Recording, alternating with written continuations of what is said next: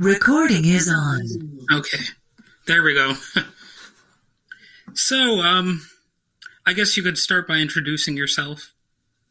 So I'm Pat Riccards. I am the Executive Director and CEO of Life After Hate. Yes. And what does that organization do?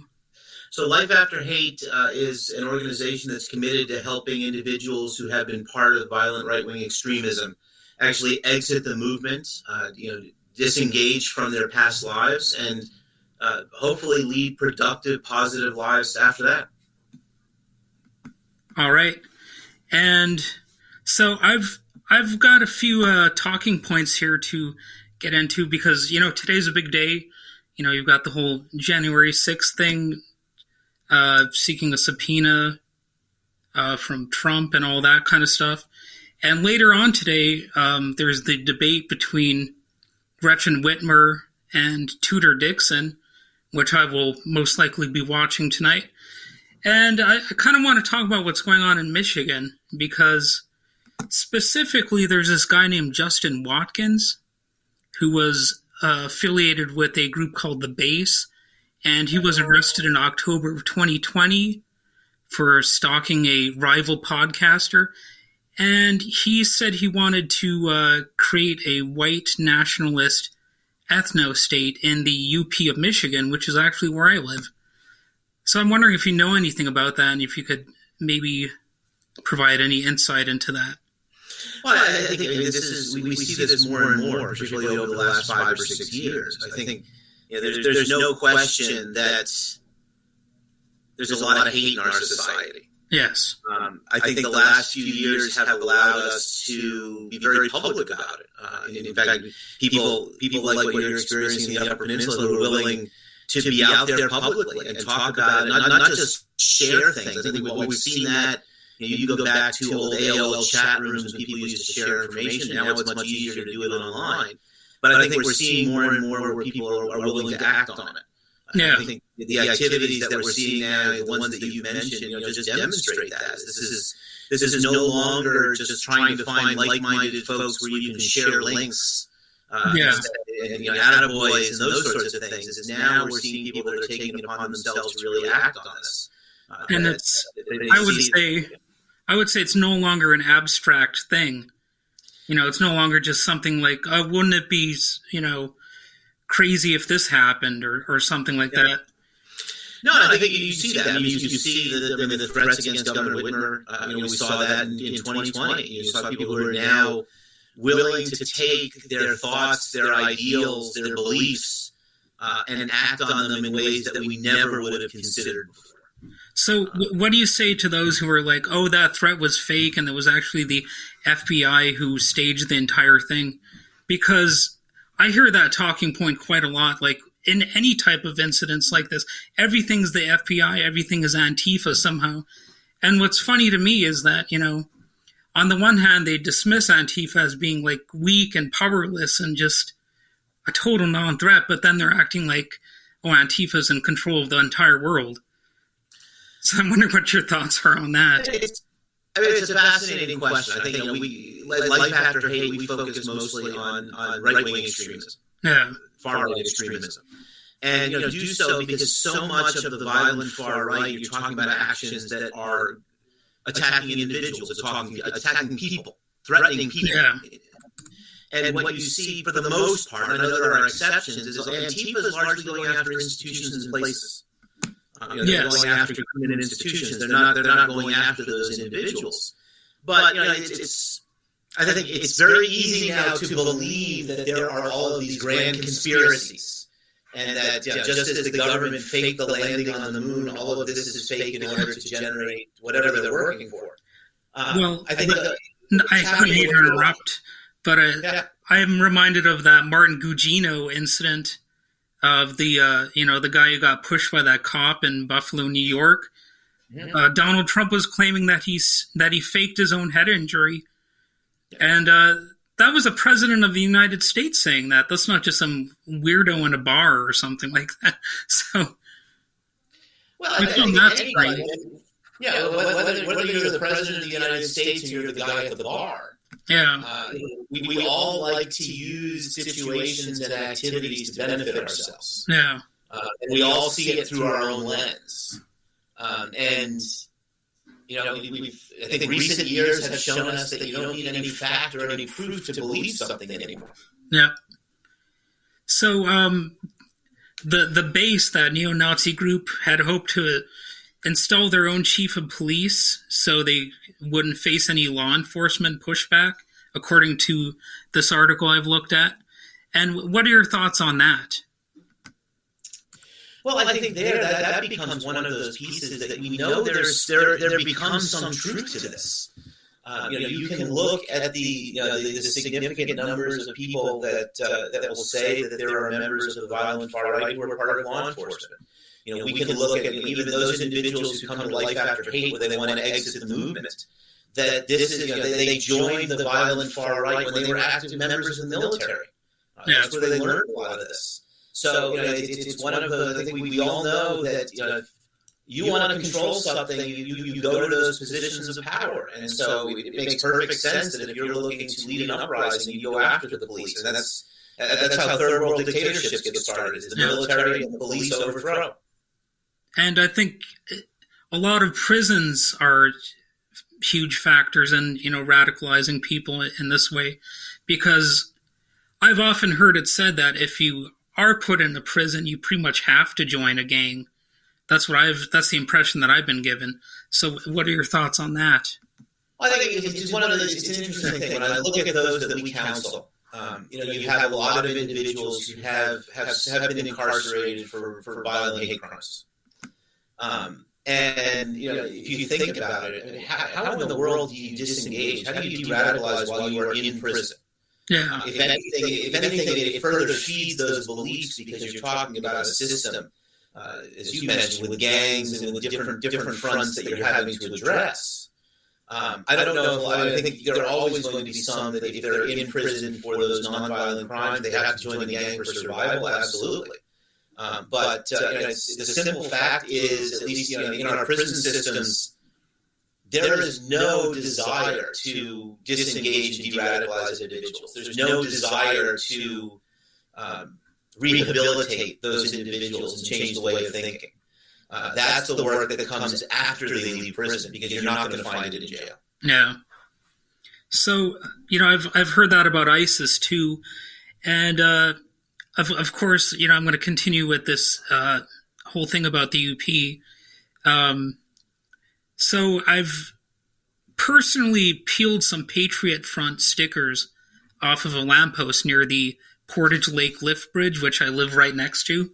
So I think that kind of makes it clear that this kind of stuff is closer than a lot of people might think. These recruitment efforts and all that stuff. And in 2018, there was a synagogue that was also vandalized in my town. So they were really putting a lot of effort into this area for some reason, because there isn't a huge non-white population in here. So I think that's kind of got a built-in appeal to some of these groups. And to be fair, there isn't that much of any population around here. I mean, to be clear about that. Well, I think when you live in a part of the country that obviously has seen a growing number of Muslims that have settled in those areas. Yeah. And it's funny, you and I could have had this conversation a decade ago when you talk about hate groups. Hate groups hated. And for the most part, we assumed hate groups were hating, it was white versus black. Yeah. Now there is a flavor of hate for just about anybody. Oh, that's true. Yeah. You can hate them for being black. You can hate them for being Latino. You can hate them for being immigrant. You can hate them for being undocumented. You can hate them for being gay. You can hate them for being Islamist. I mean, you just run you can hate them for being women. You can run the list. There's something for everybody now. Well, on that note, it's so worrisome. It's easier to recruit. On that note, when I was talking to Scott Ernest, who you probably know, who I talked with on this podcast, I noted how way back in the day, there were attempts to deport Finnish Americans, and I'm a Finnish American, and they even in Minnesota tried to get them deported under the Chinese Exclusion Act, trying to claim that they were Chinese. And I've thought about that over the years, and I think part of that is because some Finnish people actually have the epicanthic folds that are, common with Asians. And I can even speak from experience. One of my cousins, he just looks Asian, like especially when he dyed his hair once, and people noted that, and sure enough, it was true. So it is definitely the case that you can hate anybody for any number of reasons in history. And let's see, I've got another. I want to talk about too this Luke Austin Lane person from I believe Georgia. I don't know if you're familiar. I don't know how familiar you are with this case, but he was doing some paramilitary training down there, and they were going to kill like a family that they considered Antifa. Like they even got high on acid, I guess, and they sacrificed an animal. And it was just like, it was the kind of stuff that parents in the 1980s were accusing Black Sabbath fans of doing. And I'm wondering what your thoughts on that might be, because that seems pretty extreme. It is. And I think that case is a very interesting one, because you can look at what their goal was and how they got there, and the animal sacrifice, and all of that just seems strange. Yeah. But you can also look at how well organized they were. You can look at how well trained they were. I have heard law enforcement say that organization, their arms training was essentially on par with what you would have gotten in the military or law enforcement. It was that good. Yeah. Incredibly well armed, incredibly well outfitted. They would drill. And I think that's the sort of thing you see, and their ability to be so secretive in terms of, it's not just something where on a Saturday night you could show up somewhere and join their group. I mean, multiple layers of security before you were ever going to be invited anywhere close to the inner circle. But I think what it does is it shows us how, as these groups continue to evolve, you see the actions of an individual, you see the actions of a group, and the next group has to take it a step further, Yeah. You always have to show you're able to do more than the guy before you. And I think that's really what was scary. But when you really look at the preparation they put into it, the advanced scouting they went into it, I think that we are fortunate that most of the gentlemen who were part of that had never actually killed anybody before. Yeah. And so it was, they didn't have that skill set, but all the preparation was there. And thank goodness you had an FBI agent who was embedded undercover that was able to dismantle that whole thing. And that's one of the, that kind of gets back into the FBI thing. I think there's sort of a built-in cover for these groups. If anybody ever infiltrates them, whether it's the FBI or somebody else, they can always blame that person as being the, the provocateur. Absolutely. I can't even imagine how challenging it would be. I mean, we can go back 20, 30 years when the FBI used to have to infiltrate the mob and the mafia. And those were challenging times. I mean, going in now and trying to infiltrate these groups and being able to be accepted to a level where you're not just the guy who's going to be waiting for a call, but you're there for planning is, I can't even believe how difficult that must be to be part of that, because you're right though, it's and they have to know exactly what they can and can't do, because they don't want to be accused of being the ones that sort of push them into the act. That they wouldn't have planned this attack if it weren't for that undercover agent. Yeah. I think the FBI, I know, is very well trained. They prepare their agents. Those who go out in the field to do this are incredibly well trained. They know what's permissible. They know what's not.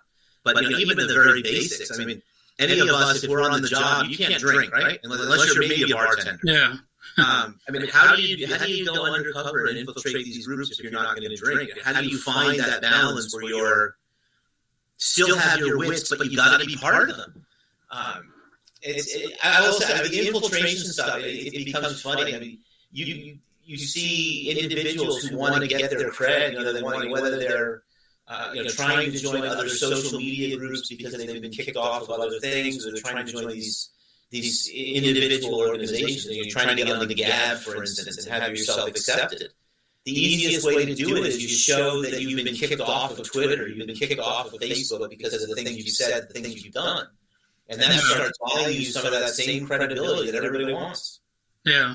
So that's, I mean, the FBI, they do have like a bit of a checkered past, of course, because they were tracking Martin Luther King and stuff like that.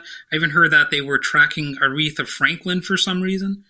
So, I mean, that's one of the awkward things about these discussions, because it's going to sound like to some people that I'm simping for the FBI or something like that. And of course, that doesn't need to be the case. It's really, in some ways, just doing, turning to whatever resources we have to stop these groups, right? I think we've seen a massive explosion in these sorts of groups, in large part because of the massive explosion on the internet. Yeah.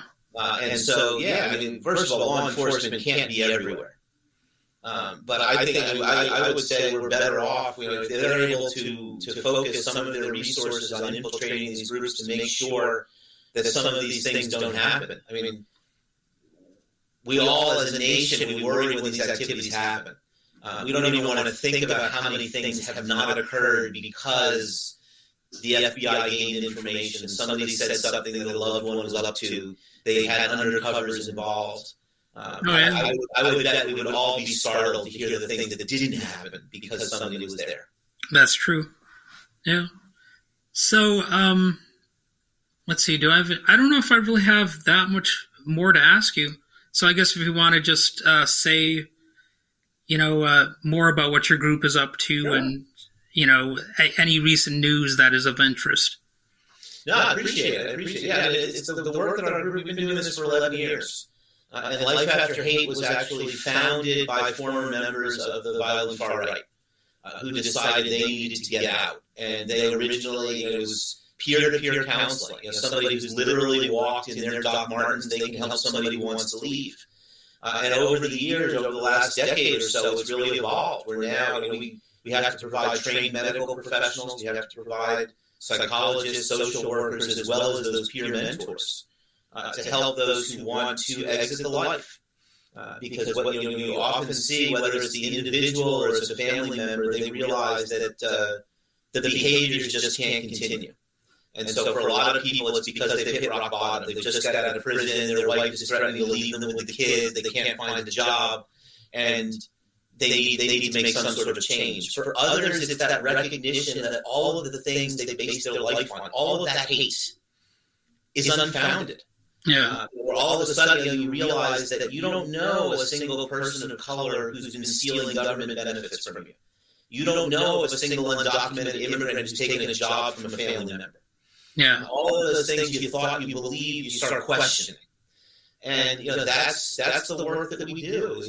We do a lot of work one-on-one, helping individuals sort through their past opinions, understanding where they want to go and what they want to do, and helping them with that. And so for a lot of it, it's therapy. Sometimes it's helping them find a place to live with a landlord who's not going to discriminate against them. Sometimes it's helping them with tattoo removal. Yeah. Everything and anything. And as we look ahead, to 2023, we just released an online course for members of law enforcement so they can begin to better understand what the violent far right is. Yeah. Now making available for free. We're going to be doing a lot of work with family and loved ones so that they can begin to have those conversations. I think as you've been talking about this whole podcast, it becomes very easy to see somebody who preaches these beliefs and want to convince them how wrong they are. If you believe it, again, whether you're the President of the United States or whether you're just getting out of prison, if it is something you believe, simply being told you're wrong is never going to change your mind. Yeah. So a lot of what we're going to be doing next year is helping those families, helping those loved ones have those discussions, not condemning, but trying to force some understanding, trying to really get under the hood and see why someone thinks what they think. believing that that's going to help us increase the ability to de-radicalize and disengage. Yes, some of this stuff reminds me of that Voltaire quote that if you're able to believe in absurdities, you're able to commit atrocities. That is sort of a major angle to all this stuff, is people believing things that simply could not be true. And I think it creates sort of havoc in people's brains, and they become even more likely to lash out because somewhere, I think, deeply buried in their consciousness is an awareness that their own beliefs are failing. I mean, it's one of those things I'd have a hard time proving, but it's sort of my theory, my pet theory on a lot of this stuff. Well, it's also recognizing, again, we work with those who have taken action. We work with those who have performed hate crimes, who have been part of the violent far right. And it's recognizing that not everybody who watches Fox News, not everybody who's going to read QAnon websites and share links to friends and family, most of those people never act on it. Yeah. And we all are going to have our beliefs. Some of them are going to be shaped by reality. Some of them are going to be shaped by experiences. Some of them are just going to be shaped by what we think might be true because we've never experienced it.